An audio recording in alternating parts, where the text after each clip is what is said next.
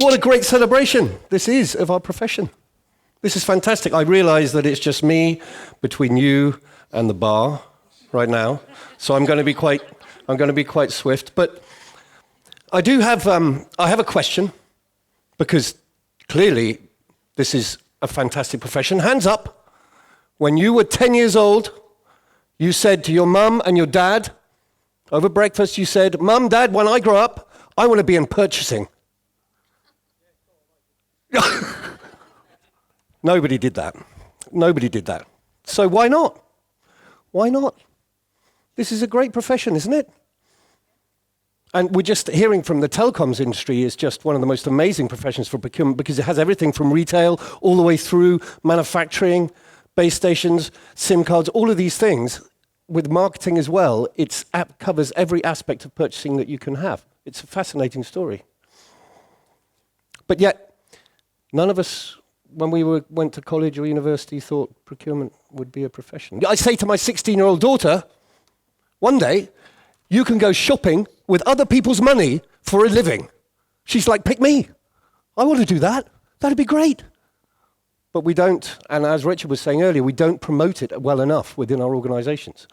It's often seen as a back office function.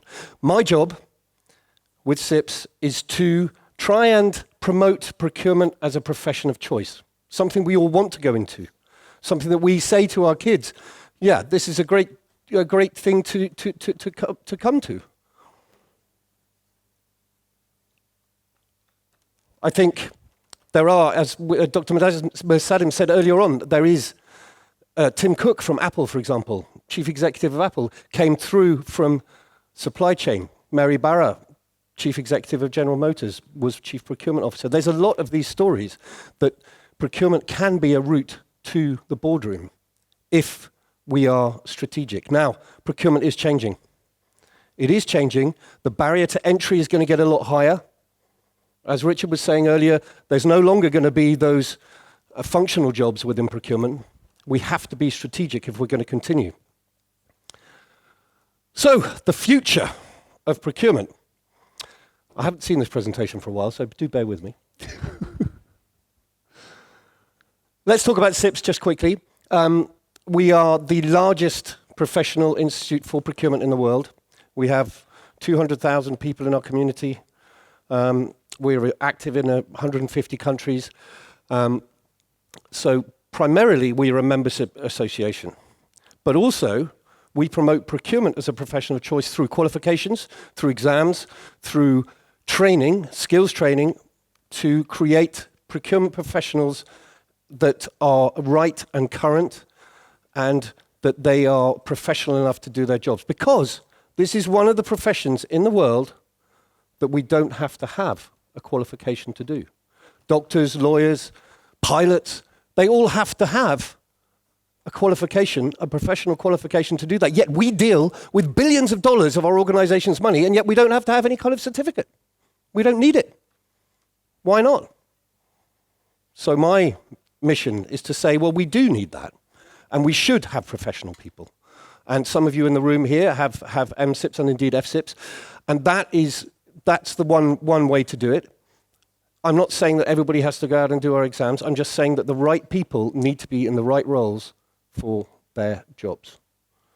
Now, that can be anything, if you go on a training course, whatever it might be, but you need to respect that role, and you need to be somebody that's going to be able to promote the profession within your organizations. So, we're also an awarding body, which means that we can give degrees to people we're governed by Ofqual, which is the UK government qualifications board. So you can get a degree in procurement. It's simple as that. And this is one of our great friends here at the House of Knowledge who run courses within the Ukraine and who are supported here today. And they do this all the time for us and for everyone. So let's have a little look about us. So we have offices all over the world. We have partners where we don't have offices. Part of my role is global head of partnerships, so I look after all of our partners globally. And we are expanding fast. Our biggest new expansion is into the US, where we've just hired 5 people We have an office in Chicago, and we are expanding very, very exponentially there. Now, look at our challenges. Brexit. Has anybody talked about Brexit yet today? It's a big, big problem. I hate it. I hate it. I hate the fact that today is the anniversary, 75 years since D-Day landings, since we tried to liberate Europe. This is a big claim with the Americans and everything, and now we're trying to get out of it. What is this all about? It's awful. I hate it. But it is proving a huge amount of challenge for us in the UK. It's the biggest single political issue since the Second World War for the UK. And nobody seems to know how to deal with it. However, we have to push through. These are challenges, especially for this profession, because of course, many of you will deal with UK organisations. UK organisations deal with many other organisations around the world, and it's just the way that things work.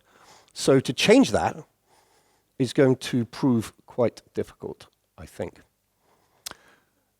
Increasingly, we need to be more transparent because, as many of the speakers have talked about before, the world is changing when it comes to the visibility of our supply chains. Because everybody's a journalist now, we all have iPhones, we can all take pictures, we can see modern slavery everywhere. We need to be transparent in our organizations. We need to understand what our supply chains do all the way down, not just the first tier, not just the second tier, but all the way down, because only then can we be sure that we are doing right by our suppliers and by our organizations. I'll come to a little bit more of that later.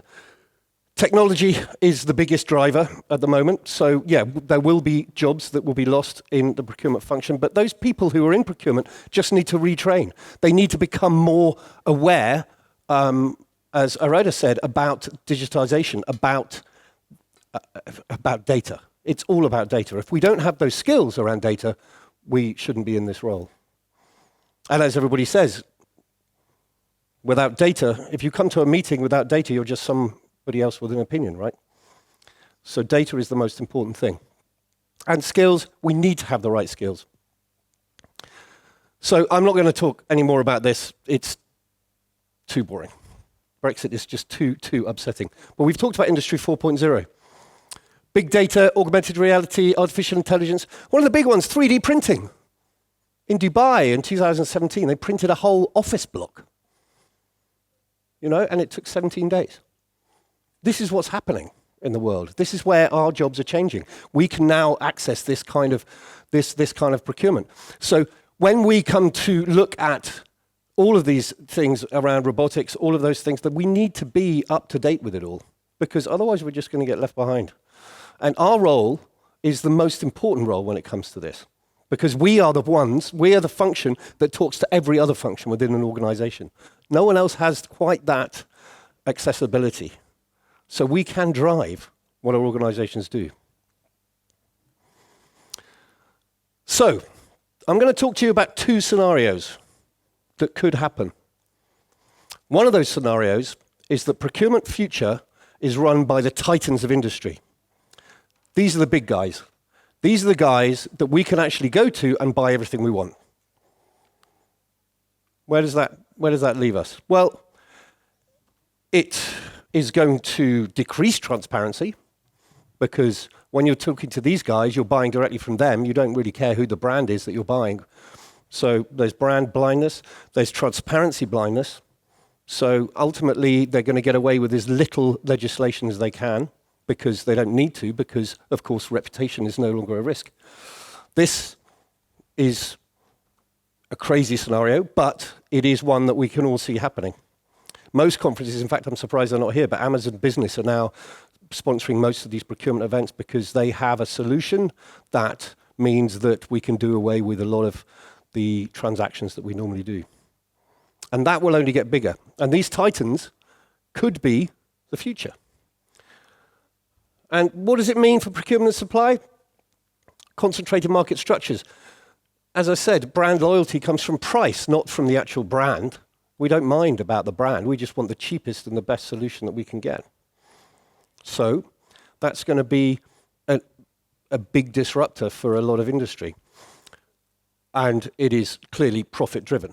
And we've heard that today as well, that Amazon Prime, for example, is a great example of how something from nothing can make millions and millions and millions of dollars every year.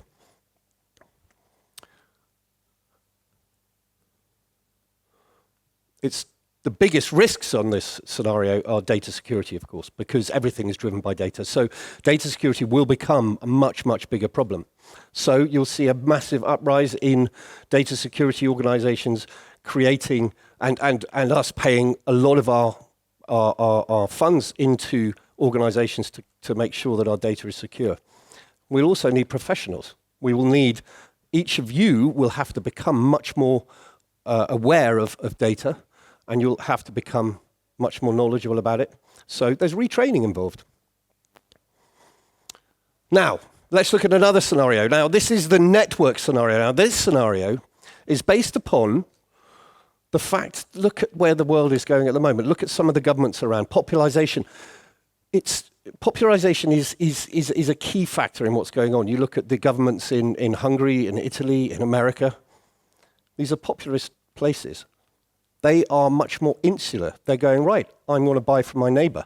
I'm not going to go elsewhere. I'm becoming much more protective of my own community, my own country. So therefore, the network scenario says that we will be much more developed in our regional networks, and that's where our procurement liabilities will be. It means that with the Titan scenario, there's perhaps, because there's less regulation, perhaps that might inspire a little bit more innovation. With this scenario, everybody's going to be watching how everybody does things. So you're going to be really, really much more transparent. So transparency is going to be a key. You're going to be much more aware of all of those issues: crime, fraud, anti-corruption, modern slavery, all of those things you have to be aware of in those networks.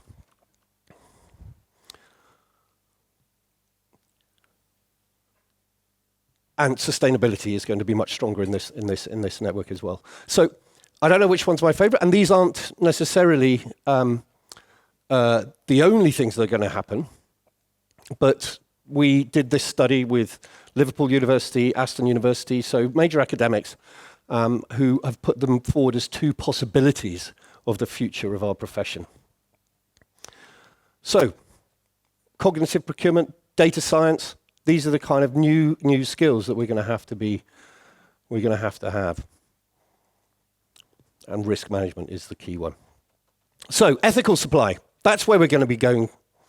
Now, modern slavery is a big, big issue, and it's one that we're very outspoken on. For me, you look at, in 2015, the Rana Plaza collapse. Many of you will know about that in Bangladesh. 1,000 people died. And they were manufacturing clothing for H&M, for Walmart, for many major brands, Zara. They were all manufactured, but none of those brands knew that these guys were making those clothing for them. And yet they were being paid $30 a month. Now that is slavery. You can't live off that. Even in Bangladesh, that's not a living wage. And yet 1,000 people died because the factories weren't being monitored. That kind of scenario is something that risks your brand in a huge way. So, we all know that Apple has big brand issues when it comes to child labor, and so does Nike. Has had big problems with that.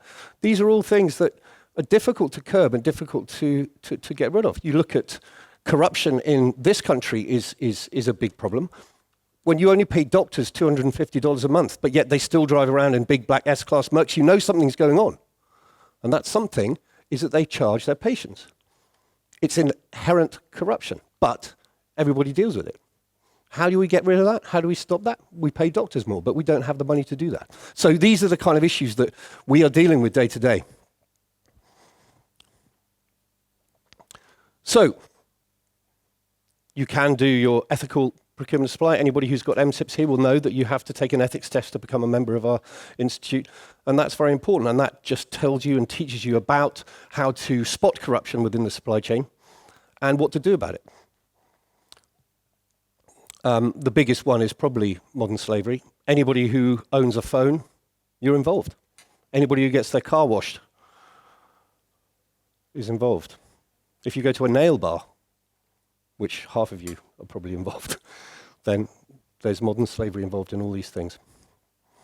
So, it's about awareness. It's about making sure that we get companies onto the register to make sure that they actually understand that, or they can promote themselves as being ethically aware. They can say that we don't actually understand. There was a Body Shop. Now, you may know Body Shop products. They used to say, not tested on animals, on all of their products. And then they looked at their supply chain and they realized, actually, we can't say that because we don't know. We can look down to tier 3, tier 4, but we don't know. So now they say, against animal testing. They had to change all of their marketing because they realized that they were not aware of their supply chain. We're going to have to be aware. Now, one of the things that we've been doing, now many of you will have seen last year the Grenfell Tower fire in London where 72 people were killed in a Western capital city. A fire killed 72 people. This is just absolutely outrageous, and that was down to bad procurement. A lot of it was down to bad procurement because of the way that the cladding on the buildings was purchased, was bought. It was the cheapest that they could get, and that was because government procurement was wrong. Now, we're working with the Grenfell inquiry at the moment to make sure that we register anybody that's in construction procurement has to have the right skills and needs to understand the right way to procure. These are the only ways that we can do that. In Africa, the Bill and Melinda Gates Foundation, we have a huge project buying drugs for African countries. This is all sponsored by the Bill and Melinda Gates Foundation. And it's about proper procurement of those drugs because they're paying well over the odds, and this is people's lives that are at risk because they're buying badly. So we need to be aware and we need to be sure that we do things in the right way. And that's what CIPS is doing all over the world. So that's just a little bit about that. Now, the future CPO, we've done a bit of a study on the CPOs, and we interviewed over 1,000. And the CPO attributes, the successful CPOs now are not people who are tough negotiators necessarily. They're not people who can beat you over the head and make sure you get the best price for everything. They're the people who have emotional intelligence. They're the people that are good at networking. They're the people who are good at dealing with people. So those skills are always going to be there and always needed. And this is